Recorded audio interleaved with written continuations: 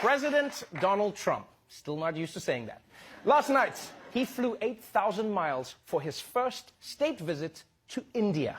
Now, Trump's in India partly to negotiate a trade deal and partly to get his copy of the Kama Sutra signed. Yeah, Trump and Melania use that book all the time. Her favorite position is the one where she's on top and he's not in the room. Now, you might be wondering, how would a country full of brown people react to a visit from Donald Trump? Well, it turns out from the moment Trump arrived, it was love at first sight. President Trump just arrived this morning for a two-day visit. The president received what's being called a king's welcome, orchestrated by the Indian Prime Minister. The president headed a massive rally packed with more than 100,000 people. A Make America Great Again rally, India style. They even blasted Macho Man before the president took the stage. And when he did, a show of affection for India's Prime Minister. Namaste, Trump! The president is overwhelmingly popular here in India, where his pro-business, tough-on-terror image is widely admired. I happen to like Prime Minister Modi a lot. He says between the stadium and the airport, we'll have about 7 million people, so it's going to be very exciting. 7 million people came out to see Trump go from the airport to the stadium? That's impressive. Although, to be fair, it's also India. There's 7 million people between any two locations. Yeah, I mean, the line at Indian Starbucks is 7 million people. There are Indian brides right now who are like, no, daddy, I just want a small wedding, no more than 7 million people. It's like, okay, Anushka, first cousins only. But it is true that Donald Trump is very popular in India. Right? Some like him because of his anti-Muslim rhetoric. Some like him because of his business savvy. And all of them like him because his skin looks like tikka masala. And since India is so fond of President Donald Jaipal Trump, they pulled out all the stops for his visits. At India's famous Taj Mahal, workers paint, spruce and polish. Roads are renovated. And nearby, the Yamuna River rises as millions of litres of water are released to cover its foul, polluted smell. Preparations included a hastily built wall that critics say was meant to block the view of a slum, keeping thousands of poor people out of sight. Yeah, India is trying so hard to impress Trump that they're building new roads, cleaning up dams, and even building a wall to hide their slums. And you know Trump's got to love that. He's just like, you see, they built a wall, and I haven't seen a single Mexican. It works, folks.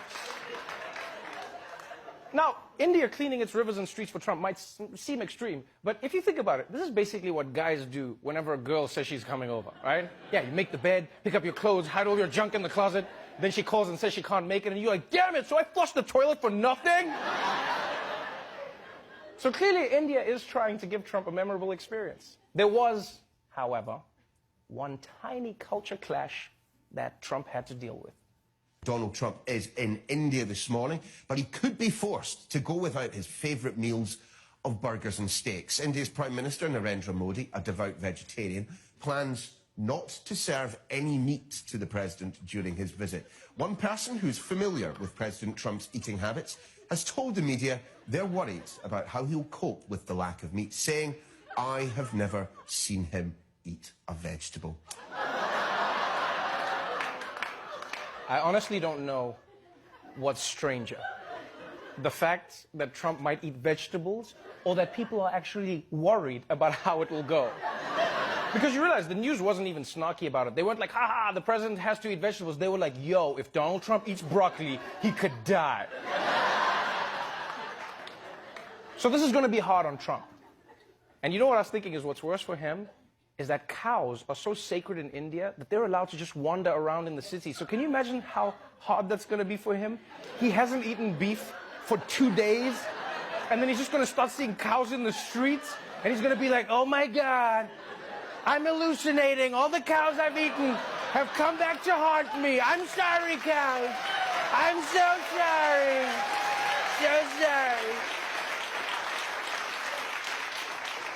But I will say I'm impressed because despite the beef issue, Trump is making the best of his India trip. In fact, he even made an effort to show the Indian people how much he respects them by trying to speak their language. And it went about as well as you would think. India welcomes us at the world's largest cricket stadium right here in Ahmedabad. Namaste, Chiwala, Gujarat, Sardar Patel, Ashram, Sachin Tendulkar, Gujarat, Goa, Diwali. As the great religious teacher Swami Vivekanand once said.